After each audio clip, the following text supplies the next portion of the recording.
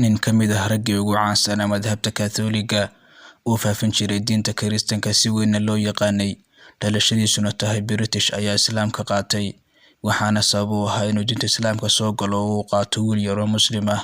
Wuxuuna wiilkan yar ku bartay goob Ramses la yiraahdo oo ku taala dalka Masar. Maruu booqasho u tegay dalkaasi Masar, ninkan ayaa wuxuu hadalkiisa ku bilaabay, wiilkan yar ayaa sabab ii ahaa inaan diinta Islaamka barto oo aan soo galo, walow uusan maqlin inaan Muslim noqday, balse Ilaahay ayaa maalinta qiyaame ka abaalmarin doona.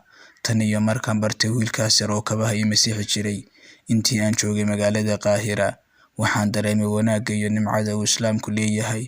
Walow uu wiilka yari ahaa baalash leh, haddana gooralba waxa uu igu dhihi jiray assalaamu calaykum iyo alxamdulillaah.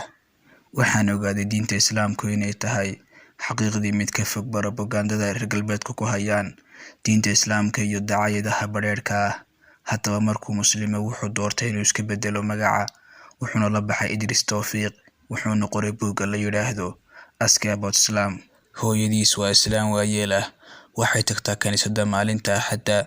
Wuxuu yiri subax walba oo Axad ah markay tegayso kaniisadda waxaan siiyaa oo gacanta ka saaraa buugga, yacni buugga aan qoray oo ah Ask About Islam. Wax dhibaato ahna kalama kulmin familyiga markii aan diinta Islaamka soo galay, yacni aan qaatay.